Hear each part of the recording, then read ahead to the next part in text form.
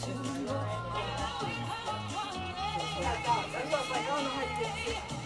right, perfection. Thank you. You guys can you plug this back in? Where is this one in?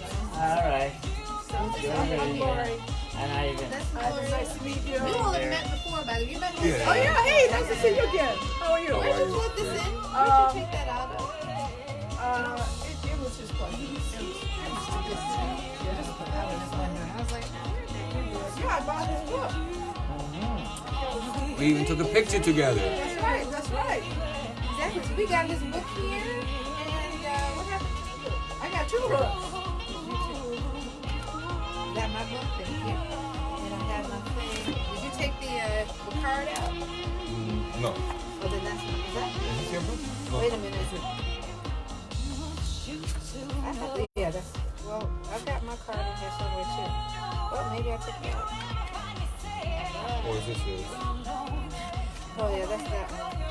Are you on live or are you live I already? think this is, I am live. Hey, say hello. Are you live too already? I don't Not have yet. my look on tonight, but you know. Oh, yeah.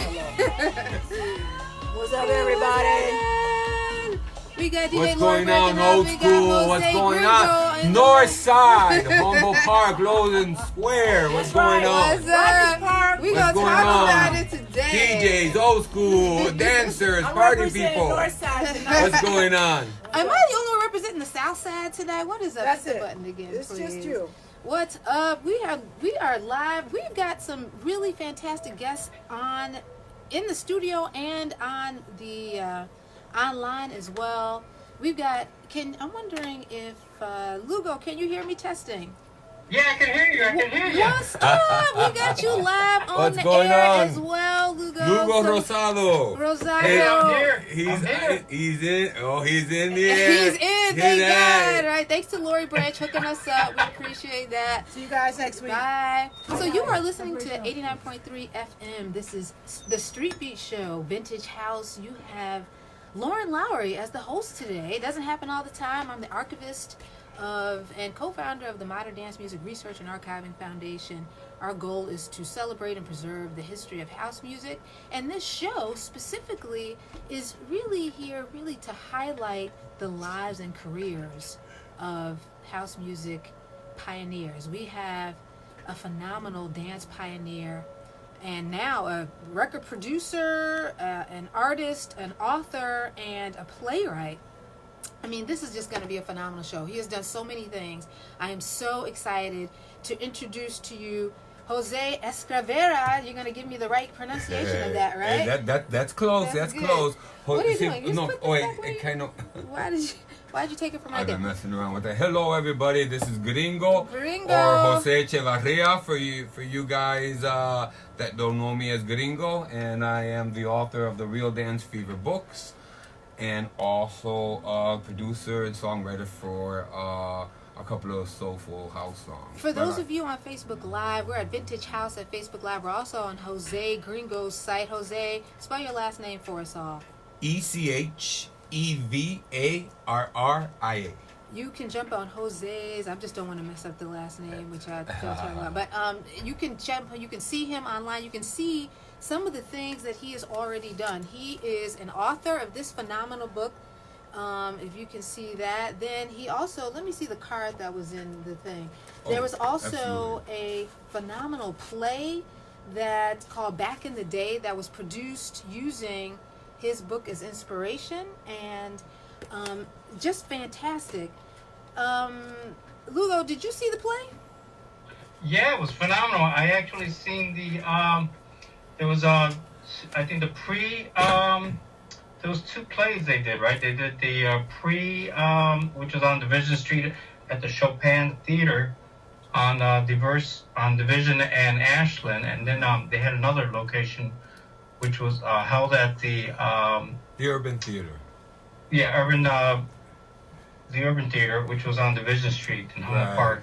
Well, let me tell you, the production was fantastic. The stories were fantastic. So proud Thank you. that Thank you so are much. preserving your history and Chicago house music history and dance history here in Chicago. That's Absolutely. what this show is all about. So we're so proud to have you here to discuss a little bit about. Well, thank you. I your am so work. proud and happy and honored to be here. I'm excited that you have this forum for us to talk and feel free to express ourselves.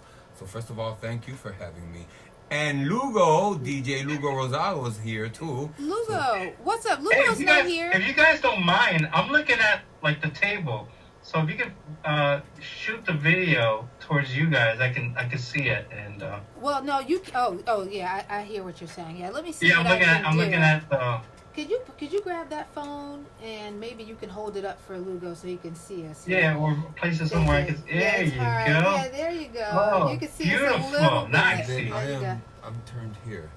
Oh yeah, your thing probably didn't turn around, but you know what? We'll just put you like this. Thank you. There Thank you we you. go. go. There you go. You can So see us listen, so I well. wanna say hello to everybody, all the old school dance groups out there, and all the old school dancers, the DJs. So I'll give you guys a shout out. And say Yeah, hello shout to us everyone. out, please. You know, Shout out to the Northwest Side. Northwest side. side. The north side is West side. straight representing in here. We don't have that a lot in here. We got a lot of south siders, all these DJs from south South side. side? Maybe not even a lot of west side. So I'm so excited to share your stories today. Lugo, tell us a little bit about where'd you go? You went to Lane Tech High School. What's up with that? What's up with Lane Tech? Yeah, I went to Lane Tech, and throughout my time at Lane, I started at an early age. I started at the age of 11, DJing, and then from then I moved on and started doing house parties, hall parties, and that was the thing back then. We started we were all like entrepreneurs making money and learning how to DJ. We all wanted to learn how to DJ at that age. I mean, that's really And so, phenomenal. I I know a hooked lot up of with people. eventually with Gringo's brother, who was like the top promoter at the time. It was called Disco Inferno, Absolutely, and I his remember partner that. Julio Morales Yeah, I sure do. I remember was that. very kind and took me under his wing and taught me. I would actually cut high school to go practice on his new 1200s. 1200s were like Cadillacs. Nobody really had them. So I'd go there. Rafi Rosario would go over there. There was a few of us that would go over there. Kenny would go over there, and we would and I was like meeting all these people in the industry at an early age, and it was exciting. Of course, I was like the one that always carried the equipment and the roadie, but I got to learn how to DJ and blend, and that was the key. Yeah, that was the school we had. A lot of nights, Lugo, right? You and I were either putting posters up on the street corners or taking down equipment and just enjoying the DJs and enjoying those times. And that's actually how I met you. I remember we always ended up at the end of the night hanging out or tearing down the equipment. What's your Yeah. brother's name? Give me your brother. My brother's name is Lorenzo Sandos. Lorenzo. Love for Lorenzo. Yeah, guys. We're AKA bringing up Pinky. my son. That's He's nice. president of the All Star Productions and Disco Inferno back in the day. Hey, Michelle Kennedy says she wants you to show us some dance moves. He's a major choreographer. You've traveled the world, haven't you? Well, I've traveled the some United places. States. Yeah, I've traveled. I was lucky that when I had the dance group back in the day, out of them, I was able to get some gigs, and I was able to travel with the Argentine duo called Pimpinela. Okay. And there we traveled to many places. I had my own dance studios, my own drivers, it was just a dream. It was just a dream. And it was thanks to the dance groups. So from the north side to traveling across the United States, doing what you love to do. Yes, absolutely. Not everyone gets to do that. Yeah. So, Jose, what we're going to do is bring it back just a little bit. Talk to Okay. me a little bit. Are you from Chicago? Where were you born? Yeah, I'm born and raised in Chicago. What hospital were you born? Do you know, Mike? I was born in Cook County Hospital. Cook County Yes, Hospital. ma'am. And where's your family live? Well, we always maintained in the north side. So north Yeah, side. we were always mainly in the north side. Where'd you go to grammar school? I went to grammar school in Darwin School, which is not too far from where actually we lived, which it was the high school that I went to, which is Calvin Park High School in the north side. And Where exactly is Kelvin Park? What's the address, Kelvin? Give me that's the coordinates. 4343 West Wrightwood. 4343 West Wrightwood. Yeah. That's serious business because not a lot of people know anything about where Kelvin Park is. I certainly don't know. I'm a straight South Sider. I went to the North Side every now and then for a football game, etc., but not a lot. So I'm happy that you're able to tell people that. Where was Lane Tech, Lugo? Lane Tech was on Western and Addison.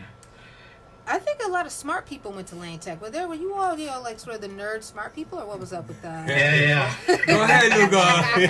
yeah. What, Lugo? I know a little bit, just a little bit about Lane Represent. Tech, so I'm just gonna give you some, a little nerd love because I went to Limblin. Yeah, I went into the music. I got the bug. Got the bug. Well, I'm happy you got that bug at Lane Tech. So, Kelvin Park High School, you went to grammar school also in Chicago. When you got to high school, when you got to Kelvin Park, what was going on? What was the music scene? What year was that anyway? I'm trying to date you a little bit. What year did you start at Kelvin Park High School? I would say about 79. The music was barely new disco. Yeah, it was fairly new disco. So little disco. Yeah, Tina Marie, yeah. Square Biz. Of course. Shalimar. Oh, yes. Yeah, Yes. those were the songs. The things we seen on TV, of course, was American Bandstand and Soul Train. That's where we got our dancing from. There was no such thing as music videos. Right. So yeah, Soul Train was big. Was Soul Train big business in your? I'm wondering about that. Sort of in Latino households, was Soul Train a big deal? Because in black households, we stopped everything and watched Soul Train. What was going on in your neighborhood? Well, I would think that somehow some Latino households did love Soul Train because of our roots. We got that soulful roots in us, and it's in soulful music. It's so deep that, of course, but in our house we had Soul Train on, and so those were the songs that we grew up with. Lugo, what were you listening to at Lane Tech when you arrived at Lane Tech? What year was that? How old are you? Just about. Oh my God! Well, I started listening to R&B and soul at an early age through my sister because of the fact that she went to an all-girls school. It was St. Josephinum, and they used to do these school dances, and she used to take me. That was the only way she would get out of the house, if she took me with her to these events. So love to your sister. What's your sister's name? And Wanda Rosado, and so I would see what was happening in the R&B music, and just got into it, like the funk, the disco. I got really involved with the disco with like I said, Lorenzo Santos, which was Gringo's brother, and he continued on to do All-Star Productions, which was a major I learned a lot from promoter. They used to do major events like at the Aragon, Navy Pier. Before Navy Pier was even happening, he was a great innovator and did all these major events. Well, that's awesome. I've got this fantastic book of artifacts here. If you all want to look at Gringo's site or the Vintage House site, you'll see some of these great flyers that highlight what was happening on the north side. These dance crews were killing it, and I mean, I can't wait to discuss a little bit more as we talk about our friend Troy, who recently passed away. Like how you all sort of got together. We're going to sort of fast forward just a little bit and talk about dancing and talk about Troy Winston, who recently passed away, and he was a major character in the play back in the day, based off the book, The Real Dance Fever, that Jose wrote. So talk to me a little bit about you meeting Troy, how you all hooked up, and then I'll ask you the same, Lugo. But Jose, tell me first about Troy. Well, I met Troy one night at the Mirador. You remember the Mirador, Lugo? Yeah, that's what got me famous. The Mirador. Where was that? Give me the address. That was right on North Avenue, right? I don't remember the correct address because I think it's a church now, but it was right on North Avenue, just off of Pulaski. Oh wow. Okay, so that's how you met him. What were you doing? How And did you meet? well, actually, I met him because there was a dance battle coming up, and I wanted to meet the leaders from the dance groups, and the only one that I didn't meet was Troy. That particular night, I went up to him. He was talking. He was dancing on the dance floor, and he was dressed in white, and we hit it off. That night we stood together all night. We went everywhere, and it was an inseparable friendship, to say the least. It's about 1980. 1980. Yes. Thank you for the date reference. Yeah, it on was that. 1980. Wow. So you're partying at what's the name of the Mirador. Mirador. And Mirador, I got a flyer right here, one of the old flyers. Oh man, see, I don't know if Lugo, you you guys should see have it, come but, here, man. I'm upset It's that you're not here. old teen disco flyer, and Oh, wonderful. I think for the low price of $2 or $3 you can get in. Wow, you got to come back. We It was at definitely need that. 3909 West North Avenue. Oh, cool. Yeah. And that little was a bit pretty western. big space, and that Yeah, it used to was get full. It was really big. That's so cool. I got some flyer. I got some pictures here. There's one picture with Troy, who had won the trophy at the time. Lugo, I'm so excited that you have a lot of fantastic artifacts. Thank you so much for taking some artifacts to our repository. I think earlier this year you took some artifacts to our repository, Shorefront Legacy Center in Evanston, Illinois. They had the National Museum of African American History and Culture in Evanston, and you came and brought some things, and we're so appreciative of the artifacts that you brought. You're That's what welcome. we do here. We preserve artifacts. These facts, these particular artifacts will prove in the future that you all were a part of house history. Sometimes you can't just talk about it. You have to absolutely show the real world that you were there and this actually happened. So, Lugo, how did you meet Troy? Give me your Troy story. My Troy story. Well, at the time when I was at the Mirador, it was actually a friend of mine that I went to grade school with who actually got me started DJing. It was Tony Sedano, and his dad had the place. So after I graduated from grade school, because his dad was in the bar business, he had this place called El Mirador, and I told some of the guys, I say, hey, let's go over there. I got my friend, and he's got this hall. We could, do some dances and make some money. And at the same time, I could DJ. I was trying to get out there and be known as a DJ. I was young, like I think I was sophomore or junior or freshman in high school, and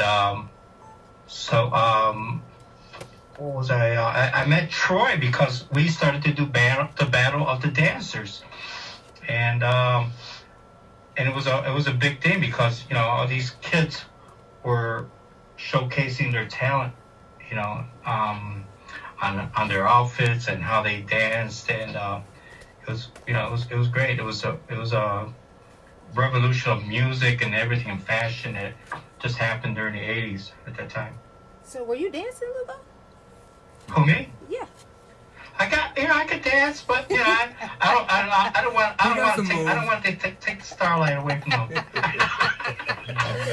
I have a feeling. I have a theory about these DJs. These DJs are behind the booth. They're kind of moving their heads a little bit, but I feel like they can't really dance. I'm not sure about that. I want some dance offs with some DJs. I got my moves too. You got a little moves with that. I can't wait to see them. As a matter of fact, someone already asked for some dance moves tonight, so we have to see a little something before the night ends on Facebook boy. Live. Make sure to tune in to Jose's site or the Vintage House site. Share it with the world. He's about to bust out some straight up disco house love in a little bit. So, talk to me about your, so Troy Winston passed away when? When exactly did he pass away? He passed away on December 26th. We've been planning this for over a couple of months now, and I could not wait to get the three of these gentlemen together. We had been talking about it. Lugo had been, thank you so much, Lugo, for making us, sort of get together here. I was going to visit him at the hospital this summer, and then luckily got him to come to the Chicago Social Culture Maps event in October. We're very, very blessed to have had this videotape, his talk videotape. So Lugo, thank you so much for that. And so since then, we've been talking about having him here. Couldn't wait to get him here. And unfortunately, he passed away. But I'm happy that we can honor him and celebrate him today over the air and on Facebook Live. So tell me, your friendship has spanned, 30 years? Yeah, I miss my friend every day. We have a friendship that will last forever. I will never have another one or anyone in my life like him. And I've always told him I was his number one fan. I will always be his number one fan. He was the most amazing and talented and loving person I've ever known in my life. Spontaneous. I'm talking about, wow, he was just amazing, and I love every bit of life that I spent with him.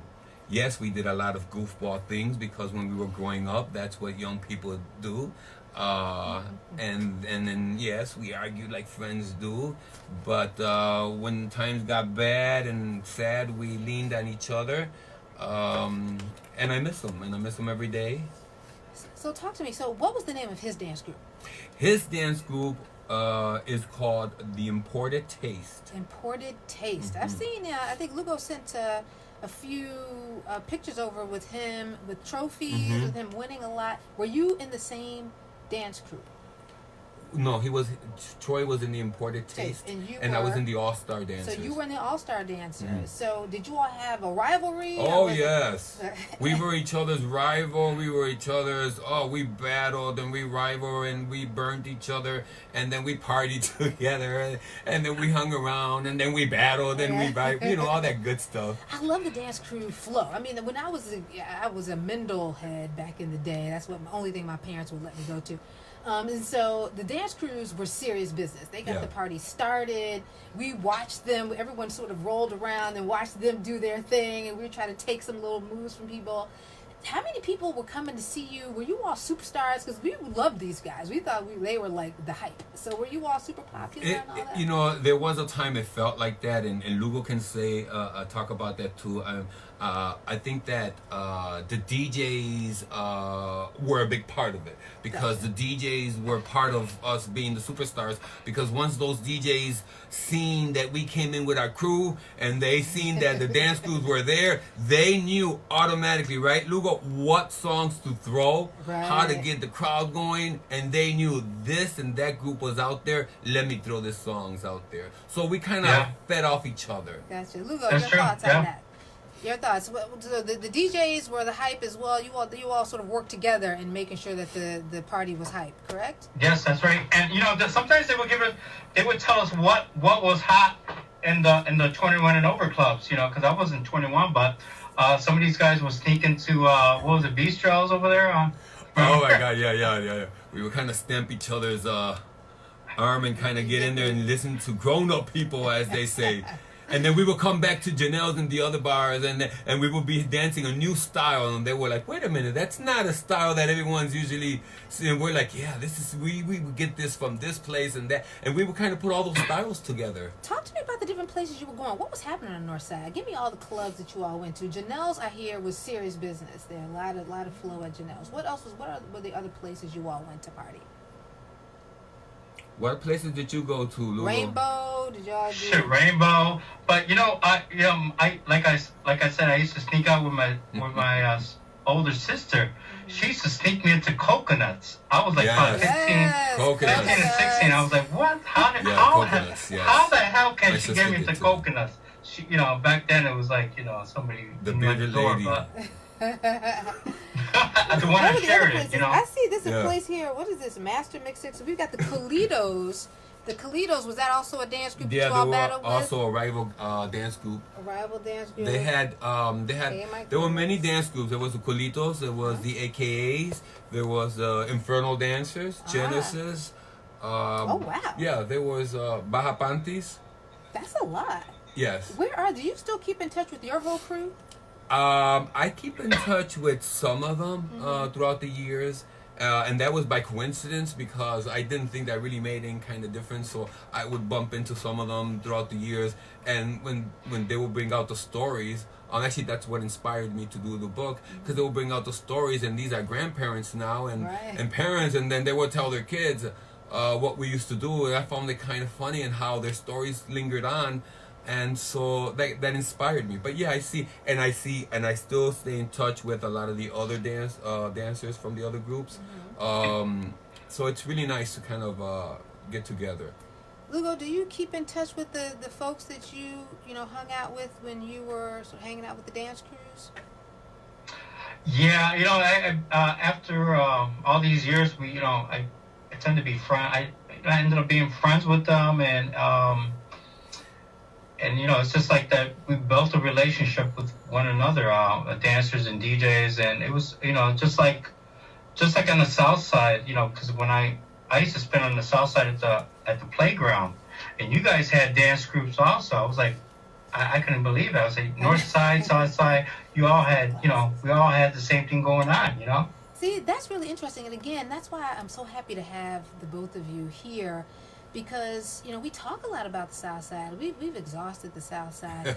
What's happening on the North Side of Chicago that's contributing to house music culture? That's what we're attempting to sort of bring out. I want you all to come back on the show with your dance crews. Absolutely. The people who are still alive, the people who are still able to get around. And again, we can clearly put people on over the air. We would love to hear those stories, see what was happening on the North Side. You'll get an earful. I will. I can't wait to really sort of jump into sort of those things. Again, the artifacts and those stories are critical. Again, this is the Street Beat Show on WNUR 89.3 FM and HD1. You can also listen to us live on WNUR.org. We're on Facebook Live, on Jose Gringo's site, on the Vintage House site. So please, if you got questions, if you want to say something, Sheila Adams says, Jose, she loves you. I love you, Sheila. All kind of people. So what's up? What's going on? Valentine's Day is coming up. I mean, everyone loves you. What's this all kind of love going love you on here? back. But so I think that Sheila used to be in a Culita, as a matter of fact. really, Yeah. Sheila, we got to hear your Culita. story. Give me a story You real see? quick. Just type it up, and we'll tell the world about your Colito story. Again, I want to know where you are in this picture right here. That the highlights. It looks like all the Colitos. I'm not sure, but. We want the Colito story too, because we're about to get like mad stories from the other crews. So so tell us, Absolutely. what do you remember about sort of those times? What was like the best time you remember yourself having, and how were you getting out of the house to do these kinds of things? You just able to be out all night, or what was going on? Well, back then it was all a new experience for me. What got me into the dance scene was that I was in my family. We had a lot of music. My uncle had a theater at Division Street, which is no longer there, and it was a Latino theater, and that's where I learned how to work and produce and how to do a lot of staging. And then after that, in school I was a really shy introvert. I was really shy. But when it came to music and dancing, that's what I really wanted to do. Gotcha. So then when I went to Janelle's and I seen these dancers, and I got together with some friends, and I remember that evening we said, let's do a dance group. We decided to do the dance group and name it the All Stars after my brother's production. Mm-hmm. Did I know any of the other dance groups? No. So that's where I wanted to go. I didn't know what I got in. I was like, should I do this? So that's how I met Troy, the other dance groups, one by one. I wanted to introduce myself to them. One of the things I used to do when we used to rehearse, I used to have an open door policy. So any dance group that wanted to come and check out my dance or practice can come. While the other dance groups had a closed door. And my dance group would tell me, wait a minute, gringo, they're coming here. They're going to see our dances. They're going to see our performances. And I said something that my brother Lorenzo Sandos told me, Pinky, which I asked him. I asked him, you do so many posters and you do so many commercials and drawings. Aren't you afraid of somebody copying you? And he told me, when you're an artist, no one can do the same thing you do. They can attempt to do it, and it's flattering when they want to upgrade it a little bit more, or you inspire them. And then so that's what I would do. I would let them come in, all the dance groups, Tuculitos Imported, Bajapantis Genesis, all the dance groups would come in, and then that's how slowly I ended up doing dances for all the dance groups. Interesting. So I would tell all the leaders, let me do a dance for all you guys, and I'll give you guys your section.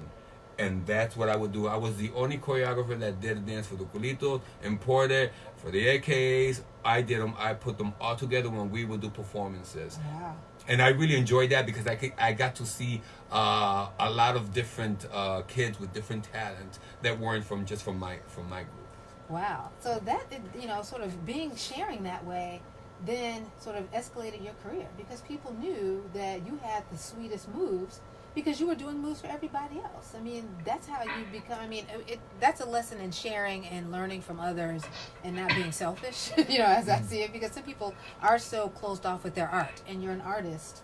And so being able to share that, I think, really sort of moved your career forward. I loved it. I loved those times. I loved the choreography. I loved doing dances. I loved the innocence of the kids, how some kids will come up and this is what I know how to do and this is my move.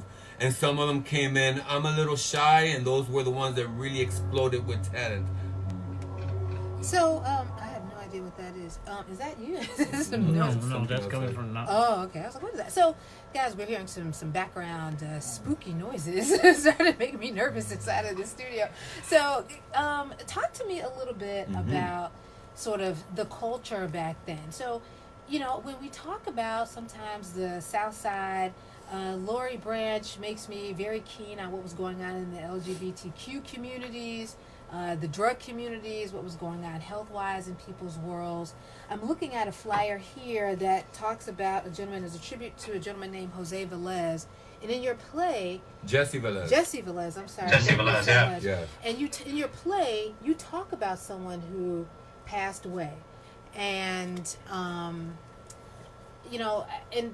that was happening a lot, certainly, on the south side of Chicago. But, help educate us as to sort of what that dance scene was back in your day. Was there drugs involved? Was it a big gay community? Was it an open gay community? Were people inviting, or what was going on in that way? For my experience, our experience, it was a very big gay community. I think it was a mixed community. I think it was a community of people experimenting. It was mixed. Yeah, it was mixed, and it was experimenting. And I don't think that drugs, as far as my experience, was so heavy for us for that experience. Meaning that back in the day, I don't think that I could remember of anybody going through any really bad overdose drug problems. Gotcha. But as we got older, of course, things change. But one thing that was apparent to us was AIDS, how it affected us and scared a lot of people away.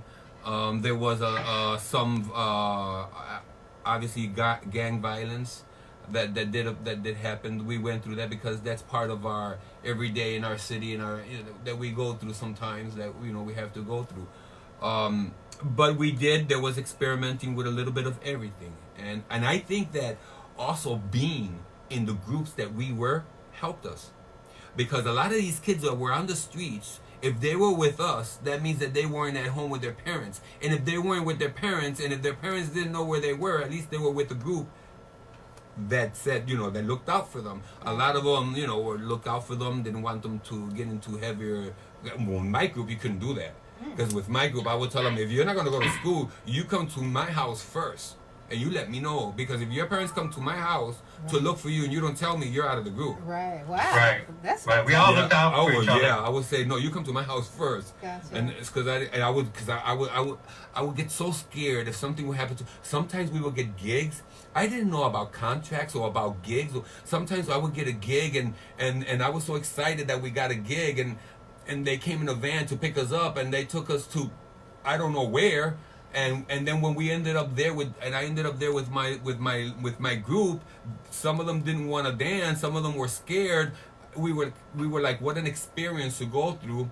But we were so excited about dancing and being stars that all that kind of got into it, and we learned the hard way. Sometimes we were in this one example that they didn't want to dance, and I don't know what we have to dance because they brought us here and they paid us.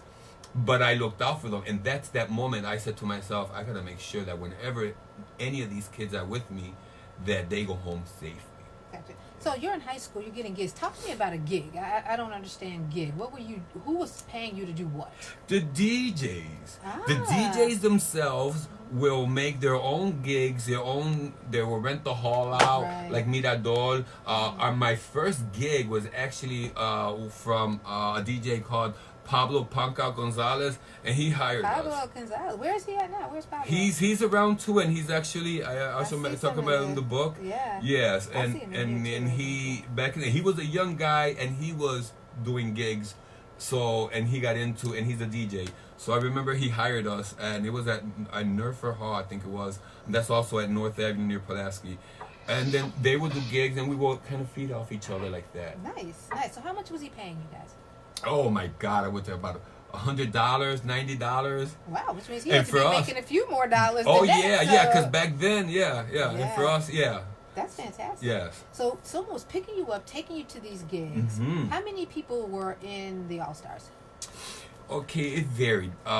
It always varied because sometimes we had like 60, sometimes, depending on the big hype year we had like 60, 80 at times. I remember one particular time, all the dance groups wanted to do a musical.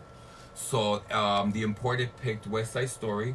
Okay. And I don't remember what are the other ones picked, but I know that we were given The Wiz. I had never seen The Wiz from Diana Ross, never That's seen it. right. I seen the Dorothy one, The Wizard of Oz, but one of my All-Stars came to me and gave me the album of the Wiz from Diana Ross and told me, well, can you do something with this? Went home, I was listening to Ease On Down the Road, came back home, came back to practice. It was filled with kids from the neighborhood that wanted to be part of it. Wow. And I was so sad because, of course, in The Wiz, you just got the main characters, Dorothy, a couple of them. And then there's so many sad faces, and I tell you, Lauren, that night when I went home, I said, I'm going to use all those kids. I think I had about 35 kids. And then I said, I'm going to use them all. One dancer said to me, you can't use them all. I said, I got to use them all. And the next day when I came, they were all waiting for me to tell them if they were in. And I said, all of yous are in. And I made them all yellow brick roads. Very good. That's fantastic. Lugo, what do you remember about, you had 60 people. That's a lot That's of a people lot. in dance. Lugo, what do you remember about that time in terms of culture and the types of gigs that were going on? Were you paying people to be at your gigs, or were you creating your own gigs, or what was up? No, I was too young, but I just remember that like the DJs depended on their dancers. The dancers would we feed off of that, man, because if you had a dance floor that was packed and they were dancing, you were doing a great job, and we just feed off each other. If the dancers are feeling the DJ, they scream out, all right.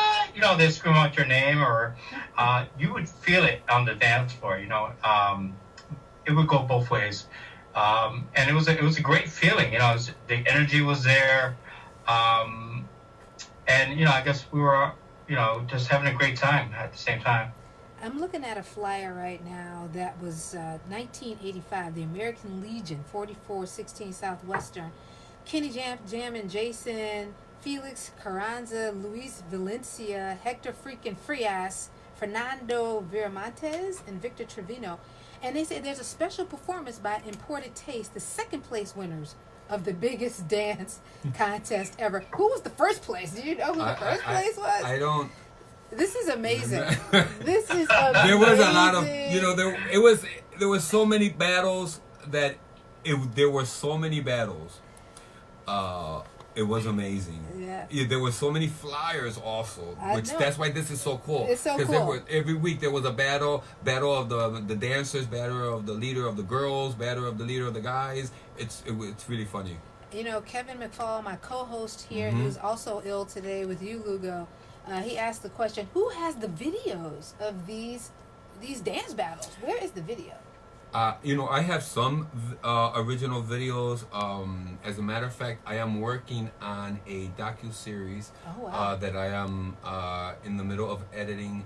And I have some DJs and I have some of the original dancers. And I would like to continue it with conversation and telling stories. I know that some of the videos also other dancers have got. I don't know what they would do with it, but the videos I got, I'm trying to. We need to keep those. We can digitize those anytime you want to bring them. The event that you came to, we have a full set of equipment that we can digitize these things at our repository Shorefront Legacy Center. We can also digitize those, get them back to you professionally digitized, so you can use them however you like. So get them off of the original medium. Where were they? What kind of medium is it that they're stored on right now? Is it like a big tape or VHS? What is it on? Like a little thing? Like no, I haven't. Though I had them. Some of them were on a VHS tape, and then some of them were on a DAT.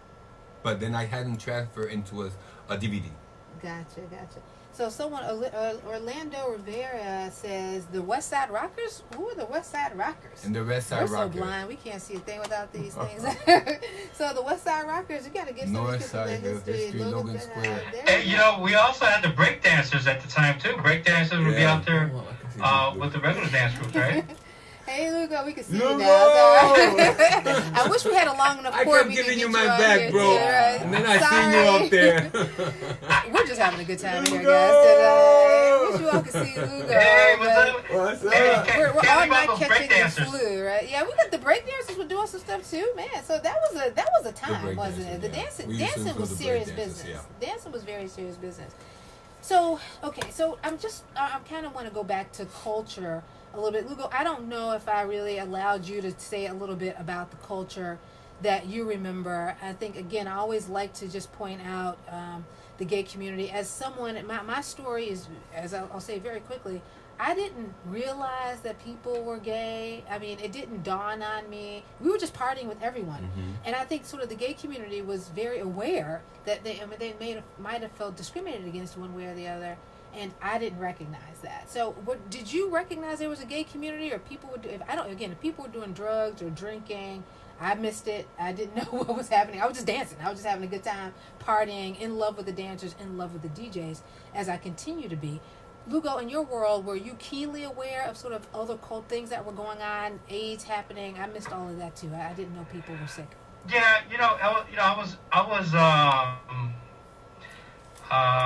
I was brought up in a single family household, so, and then my mom kind of always protected me. So when I got out to the club and to the music scene, it was a totally different world. So I got introduced to the gay culture and embraced it. It was like we're all people, man. And I think we should be all respected, we're all brothers and sisters, and Roy was an example of that because Troy. Did we lose him? Yep, I think we lost him. We'll have to get him back. Yeah, so, Troy was the example because Troy united everyone. I mean, it didn't matter, if you were straight, Yeah. if you were gay. It was just, and what united everyone from Troy was that humor, that one of a kind humor. You would just forget it, and you would just end up embracing him. Your thoughts? We lost you a little bit, There Lugo. you What go. were Oh, you there about you to go. say about Troy? Yeah, so like I was saying, it was like when I first got. Oh wow. Sorry, it must be connection somewhere or another. Keep going. I think we got you. No, you're kind of going in and out. So we'll get you back there, Lugo, to talk about Troy a little bit more. I'm back. Yeah. You How about now? Yep, we Yeah. got you. Say it quick. Yeah. So, There you go. can you hear me? I Yeah. can hear you. Go ahead. Okay, so like I was saying, being a DJ, I experienced everything, the whole culture. It was gay, straight, black, white, Latin, Asian.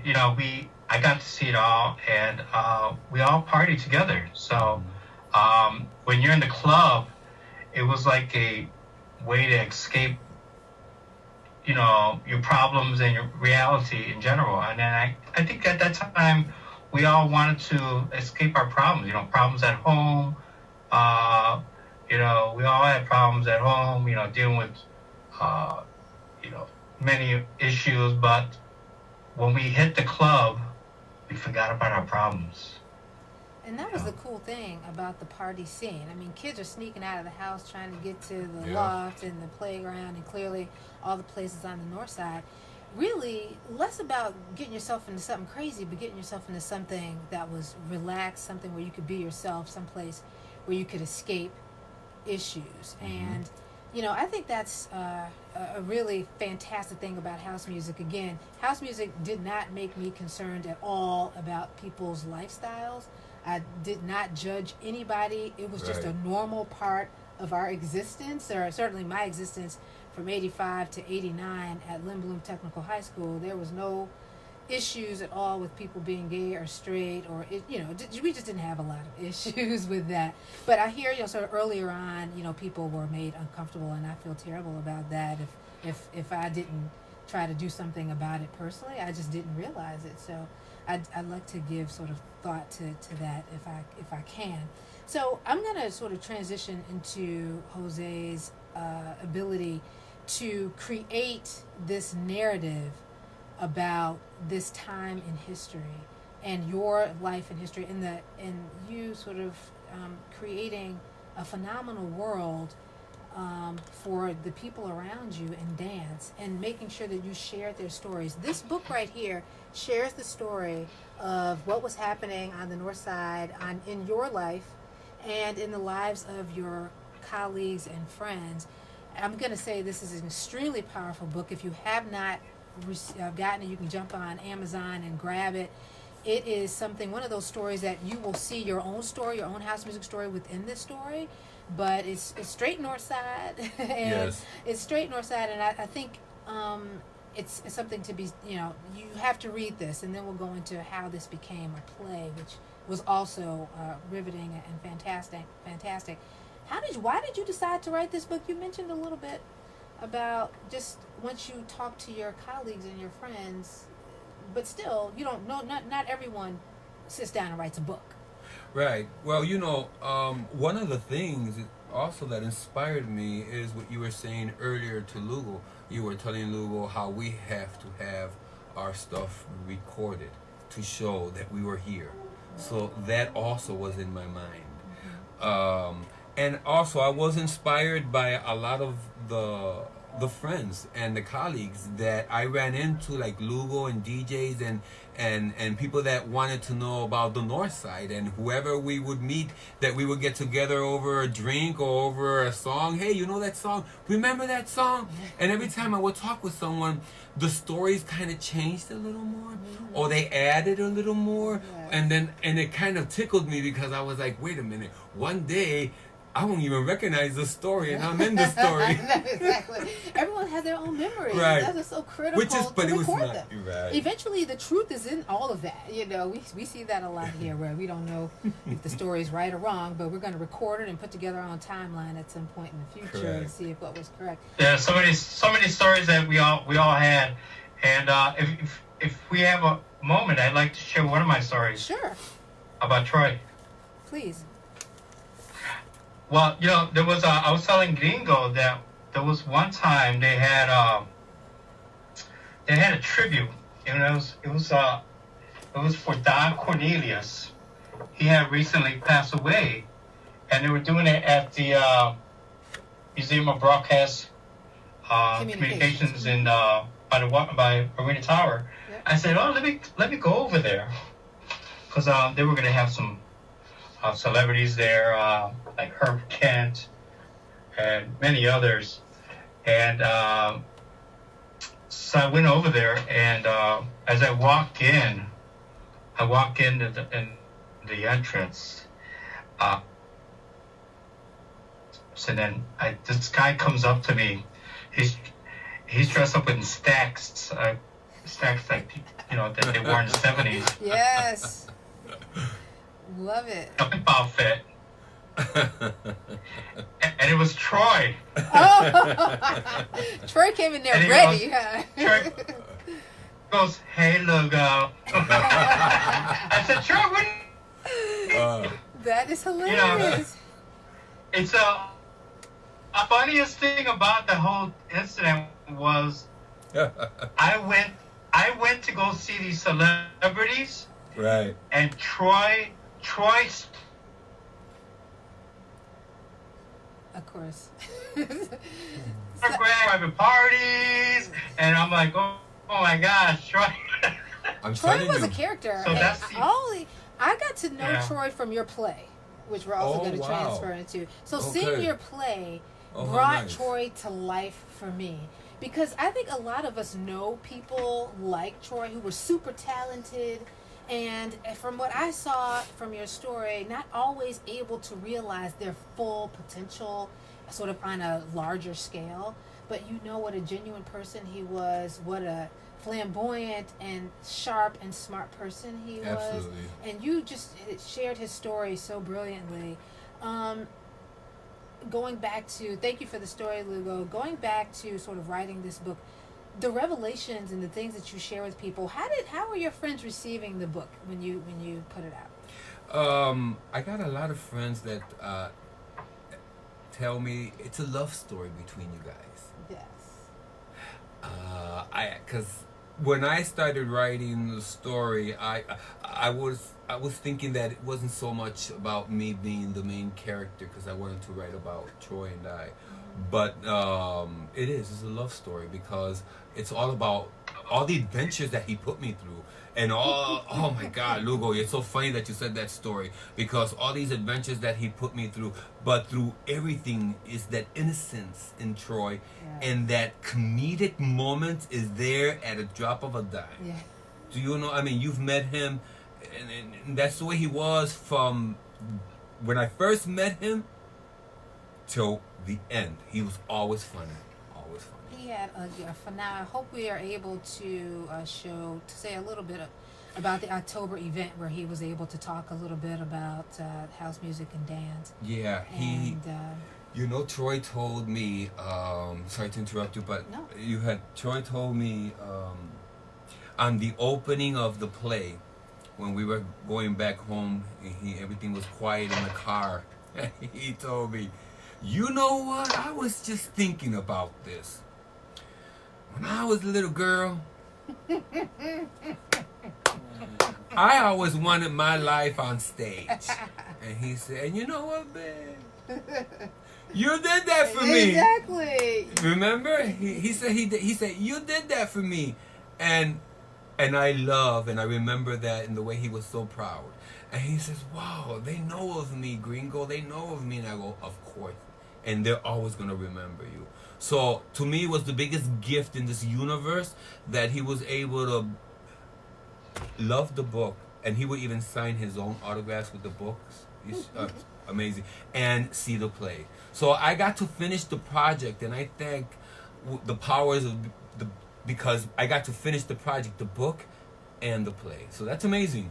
What a blessing you are to that time frame, your friends, and certainly to Troy Winston for memorializing his story and your story at the same time.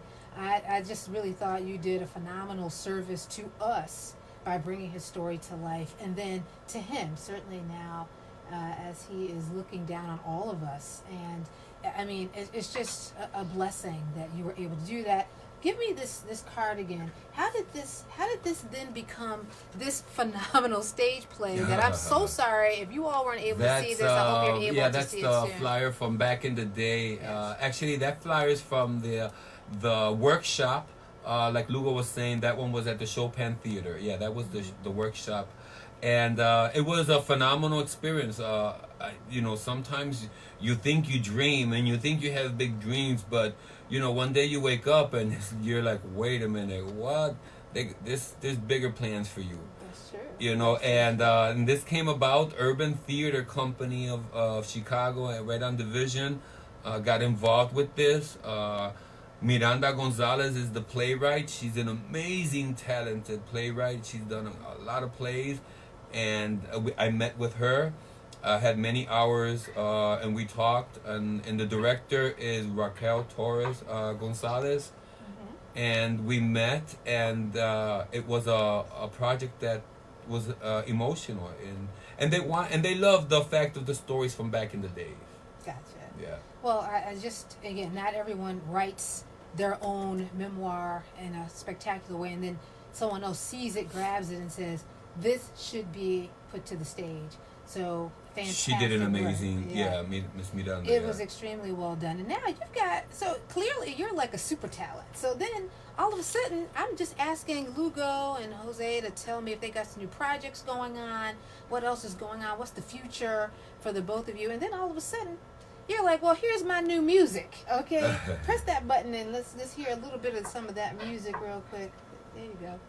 See if something's going to come up. I'm not sure if we're going to be able to hear it in studio. We might be able to. Uh-oh, here we go. Uh-oh, is it going? Uh-oh, somehow Music PC is not going on.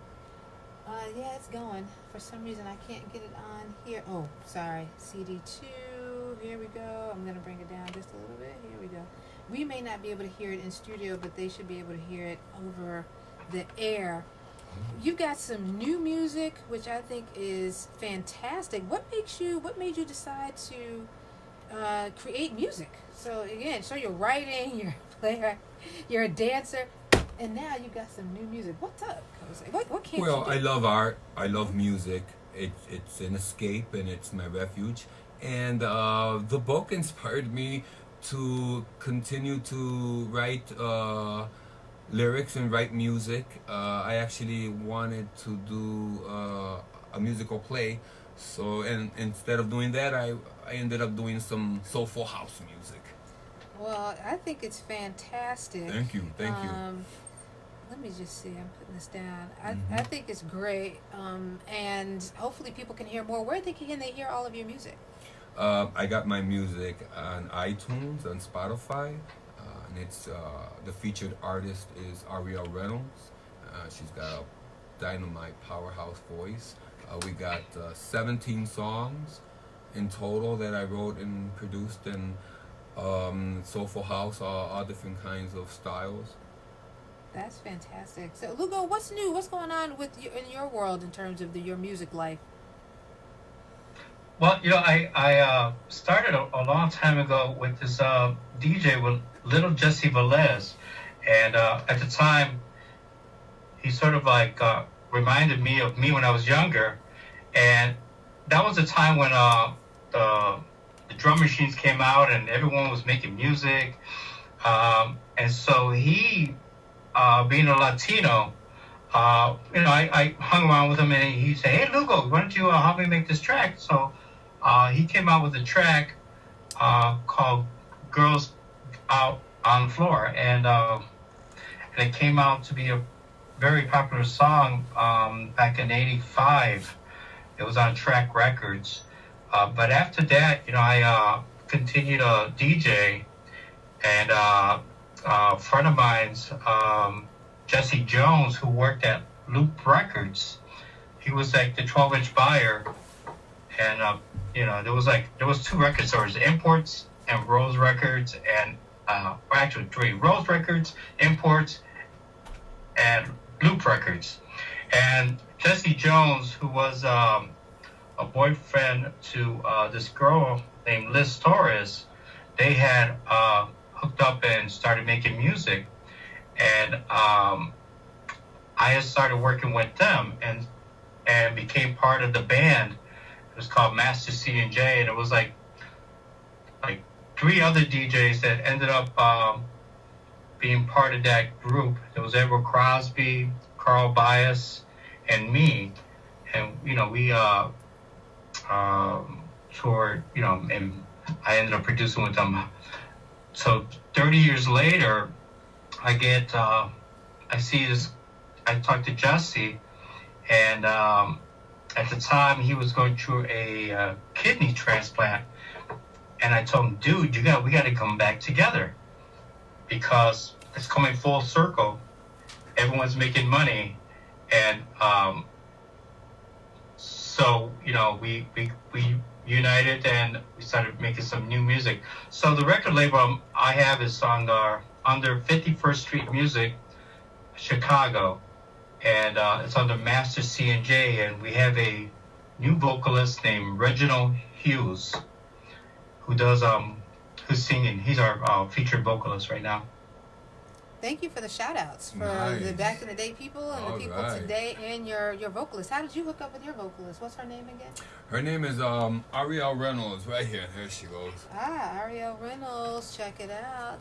We'd like to introduce new stuff here. If you're doing some different things. Reginald Davenport says Master C and J is on fire at the moment. Fantastic.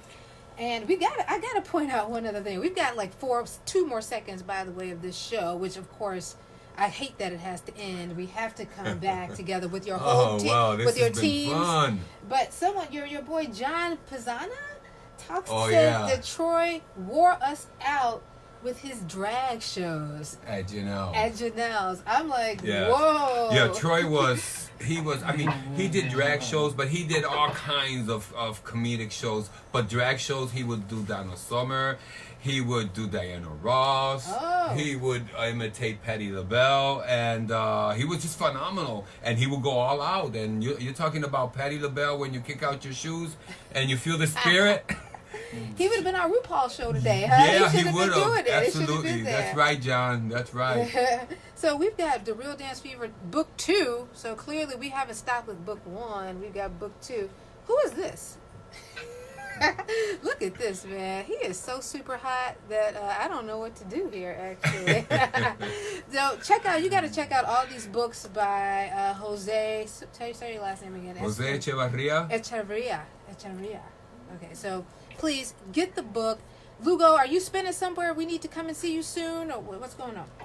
No, I'm just producing right now. I'm making music for the record label, and we got some new music coming out.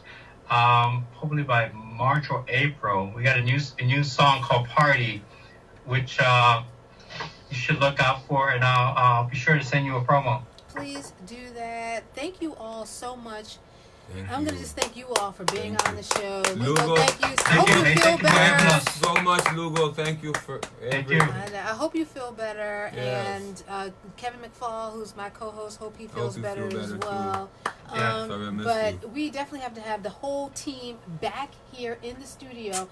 We've got to throw your music on. We're going to keep Facebook Live on. We're going to get some dance moves Let's do it. from Jose. Let's see. Put that thing Let's on. do it. And I might lose you a little bit there, Lugo, but I hope you might be able to just stay on and hear a little bit. Let me see if we get the music on in studio. Stay tuned on Facebook Live. You're listening to Vintage House. This is Lauren Lowry. You're at 89.3 FM and HD1, 89.3 FM, and WNUR.org. The Vintage House Show is produced by the Modern Dance Music Research and Archiving Foundation. Check us out, our new podcast, vintagehouseshow.com.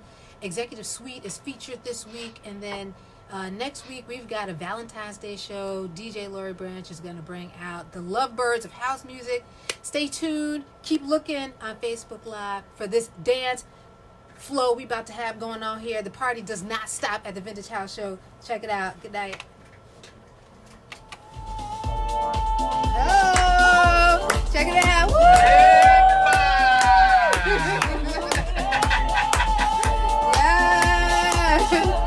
Uh-oh, there you go. See, my people can't see you. I gotta get you on this one. Yes. Woo!